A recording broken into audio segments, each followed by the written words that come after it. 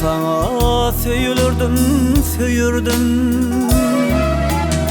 Sen başından konuklar giderdim. Türlü dümen bolatlar yerdim. Görýän günlüm hiç kimden ödündüm. Türlü dümen bolatlar giyerdim. Görýän günlüm hiç kimden ödündüm.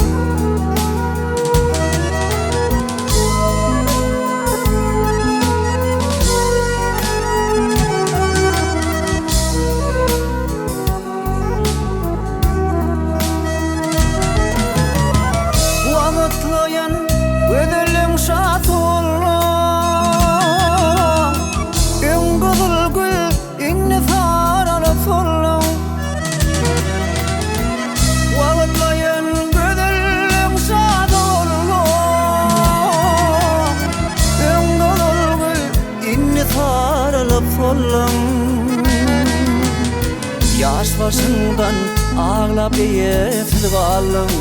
Sen kaldın görýän günlüm hiç kimden ödündüm. Yaş başından ağlap yetilip aldım. Sen kaldın görýän günlüm hiç kimden ödündüm.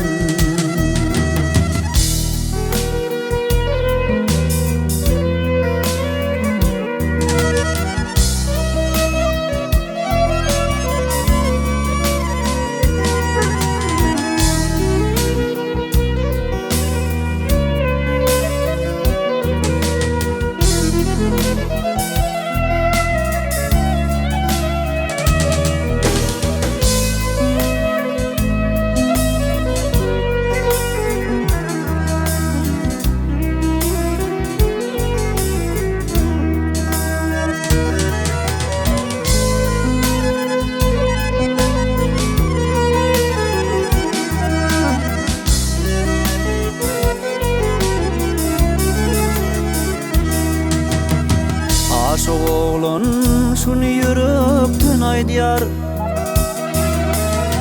Yaxşı niyet tobasına dayan yar. Her insan öz söýgüsine guwan yar. Görýän günlüm hiç kimden ödündüm. Her insan öz söýgüsine guwan yar. Görýän günlüm hiç kimden ödündüm. Görýän günlüm hiç kimden ödündüm. Görýän günlüm hiç kimden